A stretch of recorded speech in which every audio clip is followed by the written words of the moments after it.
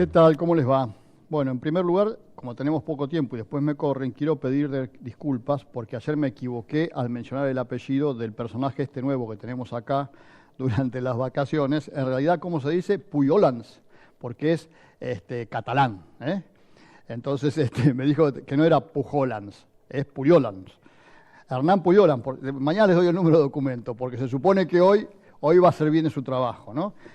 Además les aclaro que el Leo está de vacaciones, por eso no está saliendo por estos días, así que no hagan ninguna locuración rara. Yo creo que igual Leo, si estuviera acá, los mapas no los podría poner porque depende de este señor y pondría cualquier cosa. Pero bueno, les cuento, tenemos mucha información, así que es bueno ponerle un poco de humor. ¿Qué tenemos hoy? La soja siguió bajando en el mercado internacional, perdió otra vez casi $4.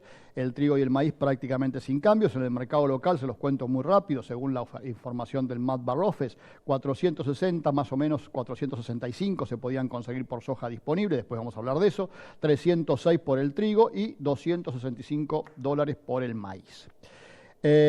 Massa está muy contento con el FETA, ¿se acuerdan del fideicomiso ese que funciona para el trigo supuestamente, para mantener los precios de la harina de trigo que reciben las panaderías, y ha ordenado que el sistema continúe? Es aquel sistema por el cual, con el diferencial que en su momento existía en favor de la industria aceitera, que después se eliminó, con esos 2 puntos que se aumentaron los derechos de exportación al aceite y la harina, se financiaba ese fideicomiso, pero se acuerdan que los 2 puntos de diferencial volvieron para la industria aceitera y entonces el fideicomiso se queda sin recursos. Sin embargo, Massa dijo, de alguna manera lo vamos a financiar. Hay quien dice que le dijo que la plata salía de los derechos de exportación que se cobran por la soja. Y entonces el FETA, ese que cobran Molinos Cañuelas, Dagomarcino, es decir, los principales molinos, y que otros molinos que integran la Federación Molinera no están de acuerdo con que siga existiendo, parece que según lo que ha decidido Massa, sigue existiendo.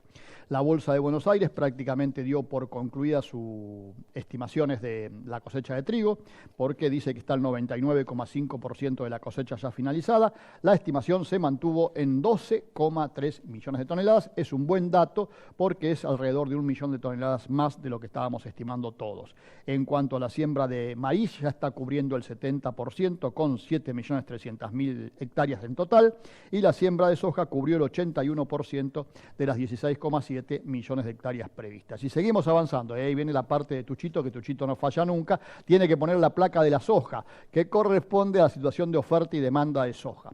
Soja se inició con un stock inicial de 88, estamos hablando de la cosecha 21-22, 44 millones de producción, 52 de oferta. La exportación, según los últimos datos de la Secretaría de Agricultura, tiene compradas 7,5 millones de toneladas y la industria 27,8.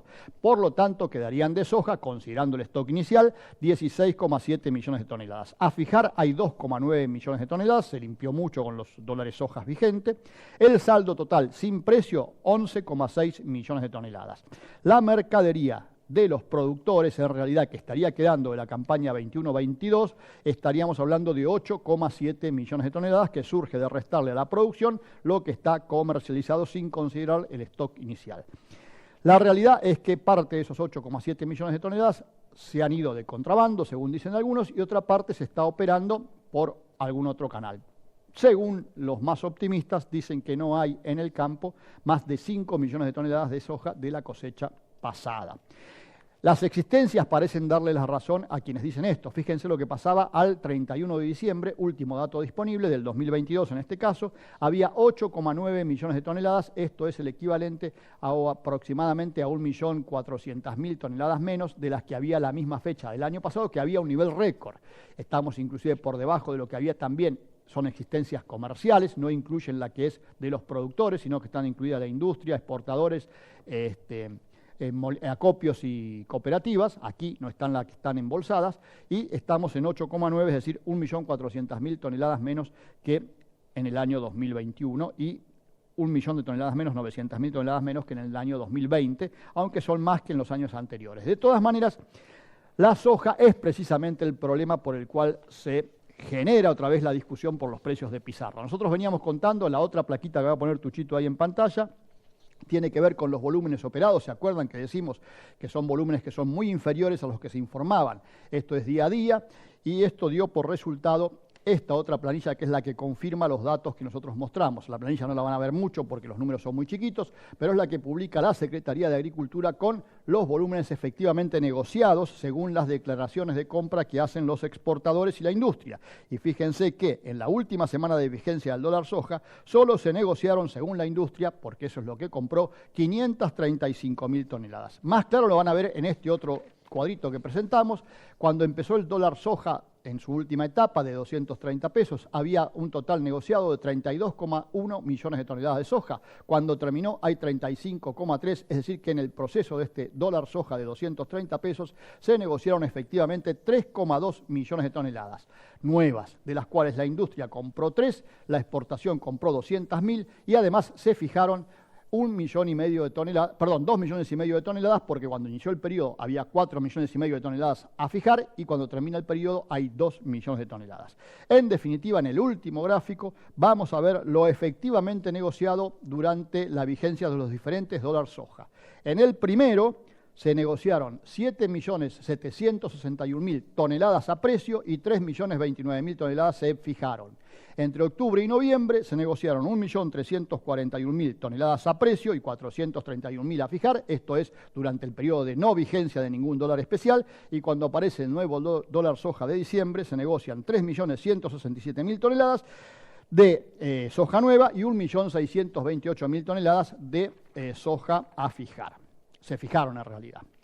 Bueno, ¿y por qué se origina acá el problema? Y bueno, porque, como les venía diciendo hace tiempo, los números del dólar soja no cerraban del todo bien. Es decir, que hubo algunas, como le gusta decir a Balijo, algunos y algunas, que vendieron la sojita y no la tenían. Y ahora salieron desesperados a comprarla. Y como tienen la posibilidad de haber recibido el dólar de 230, y entonces pueden pagar un poco más, están pagando por encima de lo que es la capacidad teórica de pago, cosa que también venimos contando. Y eso a la gente que le gusta manejar la pizarra no le interesa que pase, porque están las operaciones a fijar, las cuales se fijan por la pizarra, ¿no? Entonces ahí se arma el escándalo. El escándalo no se arma por darle mayor transparencia al mercado, se arma precisamente porque hay empresas que no les interesa que el mercado sea muy transparente. Y acá hay que tener en cuenta algo. Miren, mañana a las 11 va a haber una reunión en Rosario, en donde se va a debatir este tema, pues están muy ofendidos algunos que supuestamente, y les creo realmente, pretenden mantener la institucionalidad del mercado, pero no dibujando precios en una pizarra se mantiene la institucionalidad del mercado, sino que la institucionalidad del mercado se mantiene donde cada uno de los representantes de los diferentes sectores que integran la cadena comercial cumplen la función para la cual están habilitados, me refiero al productor, los proveedores de insumos por un lado, después están los corredores, los acopiadores, las cooperativas y los compradores por el otro. Eso hace un paquetito que es el sistema comercial argentino, con las bolsas, con las instituciones, con las cámaras, que es el único en el mundo de esas características, que es muy bueno en la teoría y muy malo en la práctica, por responsabilidad de gran parte de los actores, y acá, como les digo siempre, gran parte de la responsabilidad lo tienen los productores, que no lo conocen, no lo defienden y lo bastardean, haciendo operaciones directas, lo cual es un grave error, como se los expliqué muchas veces, y haciendo operaciones a fijar. Lo primero que hay que tener en cuenta es que ni las pizarras ni el CIO granos son el mercado. Las pizarras y el CIO granos son la historia del mercado del día anterior generalmente. Lo que uno tiene que decidir es quién le cuenta la historia. Si 5, 6, 10 personajes, que con toda buena voluntad, se ofenden porque les digo personajes, vamos a decir 10 personas o 5 personas, depende, o 6 o 7, depende del día, que se sientan a definir cuál es la historia que le quieren contar en función de, como se dice habitualmente, sus conocimientos, su liar saber entender, esa es una parte, son las pizarras, en donde hay mucho de subjetividad, o el CIO granos, que en su origen debe reflejar todas las operaciones del día, reales, que si se hubiesen ocupado cuando esto nació en el año 2014 de perfeccionarlo porque los productores lo exigían, hoy tendríamos casi un sistema perfecto de la historia del mercado, no del mercado. El mercado se hace día a día y para eso están los agentes comerciales, para que le informen a los productores qué está pasando con el mercado y lo aconsejen a hacer la mejor operación. ¿Está claro?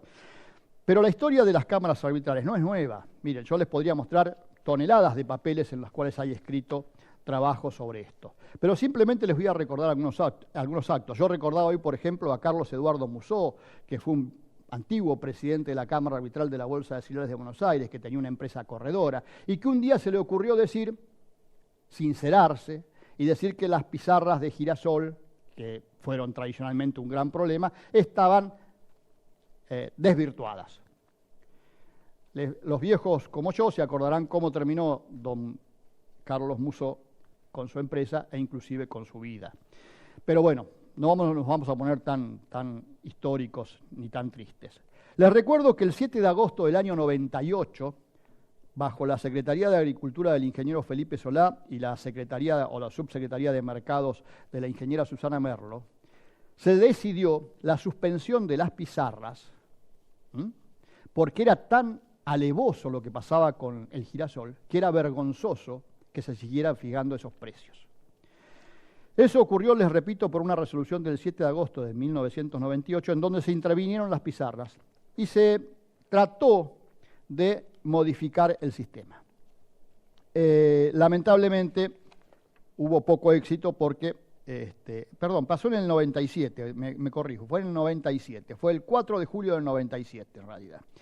Se trató de corregir el sistema, no hubo mucho éxito porque imagínense lo que era, si ahora son poderosos y cada vez cuesta más, imagínense lo que fue en el año 97. Pero hubo un intento que se intentó precisamente transformar este sistema en algo superador. En aquel momento tampoco existía la tecnología que existe hoy, ¿no? Y después hubo muchos más. Y esto, por ejemplo, fue motivo de preocupación en el año, esto ocurrió en el 2007, en el 2011, porque en el 2011 se empezó a notar claramente que también había un dibujo con los precios de la soja. Y entonces, lo que en aquel momento era una mesa de enlace que se preocupaba por los productores, le mandó una nota a las cámaras arbitrales en la cual solicitaba que la información que brindaran, los precios de pizarra, consideraran en la publicación el volumen sobre el cual se estaba estableciendo el precio. Por supuesto, le dijeron que no. Le dijeron que no. Pero en aquel momento había una mesa de enlace que se preocupaba por estos temas. Y como yo les decía en aquel momento, hay muchos que les gusta cuanto más oscuro sea el mercado mejor, y las pizarras son responsables de eso, pero los responsables principales son los productores que aceptan y todavía están intentando en algunos casos defender esto. Pero en aquel momento, 2011, miren, no recuerdo los nombres exactamente de quiénes estaban, me acuerdo de algunos, no que voy a nombrar ninguno, había una mesa de enlace que se preocupaba por los productores realmente, por los productores, dejando de lado intereses particulares, y entonces se plantó frente a la Cámara Arbitral, no tuvo éxito y se quedó sola en el reclamo. Y se le decía, ¿por qué? ¿Qué pasaba? Que en aquel momento se empieza a hablar de incorporar los valores del mercado a término en la consideración de los precios de pizarra. Y no le gustaba a los compradores que eso ocurriera porque en el mercado a término, aunque los volúmenes siguen siendo pequeños, hay mucha más transparencia. Lo ideal sería que algún día nos olvidáramos de todo esto, simplemente lo tuviéramos como la historia, como lo que realmente es, y los mercados a términos en la Argentina tuvieran el suficiente volumen para ser tan representativos que no tuviéramos que recurrir a las pizarras. Algún día va a llegar, ojalá los dirigentes del mercado a términos sepan protegerlo y difundirlo de la manera que corresponde. Hasta ahora tengo mis dudas que lo estén haciendo adecuadamente. Pero bueno, ese es otro tema, no quiero abrir otro frente. Sigamos con las pizarras. Hoy tenemos el CIO Granos, que nace en el 2014 por iniciativa del entonces secretario de Agricultura, Gabriel Delgado, lo decía hoy a la mañana, con Carlos Casamiquela en el ministerio y con la ayuda de mucha gente que conoce el sector. En aquel momento se dijo que ese era un sistema que podía derivar en la intervención de las empresas y demás, una barbaridad. Es decir, había un sector, la demanda concretamente, boicoteando el CIO Granos en sus inicios, porque no les gustaba que hubiera obligación de informar todas las operaciones. Finalmente, en aquel momento se decidió que para bajar el nivel de confrontación, el CIO Granos lo administra en las bolsas.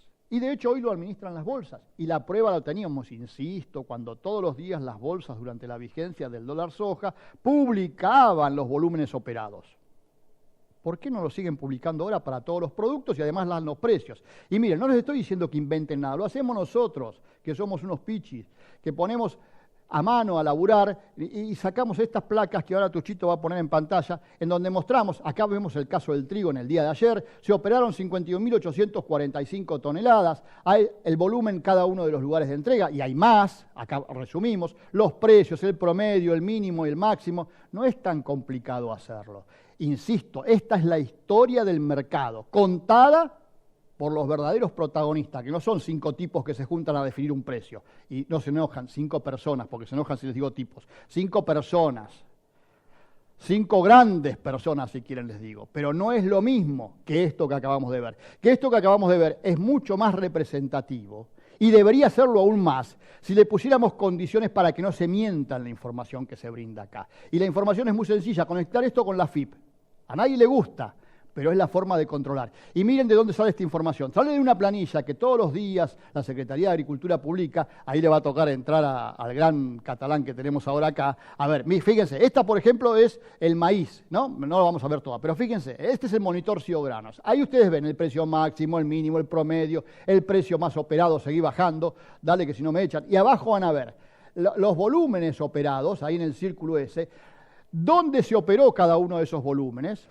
¿Sí? Ahí lo van a ver, el precio promedio, seguí pasá al otro gráfico. En el otro gráfico las rayitas ven zona por zona, el precio pagado, el volumen operado. Y abajo en las rayas, que yo se los muestro a veces, van a ver día por día el volumen total operado y el precio promedio. ¿Y de dónde sale esto? Si quieren ir a mayor grado de detalle de la otra planilla, que ahí Hernán va a poner, a ver, acá se consagra Hernán, ahí está, ven, ahí tienen reflejadas todas las operaciones. Y esto es público, tienen reflejadas todas las operaciones del mercado, que deben informar, y ahí no podría haber errores, lo que pasa es que no hay el control necesario, pero debería haberlo, y están todas las operaciones del día a día, y pueden ir para atrás, para adelante, para donde quieran, la característica de la operación, el tonelaje, el volumen involucrado, tienen también, por supuesto, el producto, tienen el lugar de entrega, y tienen desde hasta el lugar de venta. Por lo tanto, con picardía, yo sé que esto a muchos no les gusta, hasta pueden identificar quién vendió. Y tienen los precios, y tienen las condiciones, tienen todo. Es decir, está todo más transparente que eso. Para la historia no hay. No es una pizarra que le ponen 5 señores muy amables que todos los días se juntan a definir el precio. Entonces, mañana en la reunión de las 11, lo mejor que pueden hacer es decir, no ponemos más los precios de pizarra. Y los productores entender que existen estos sistemas. Si no, vamos a seguir viviendo en la época de las cavernas. Hasta mañana. Vieron que Hernán no estuvo tan malo, por ahí lo perdonamos. Hasta mañana.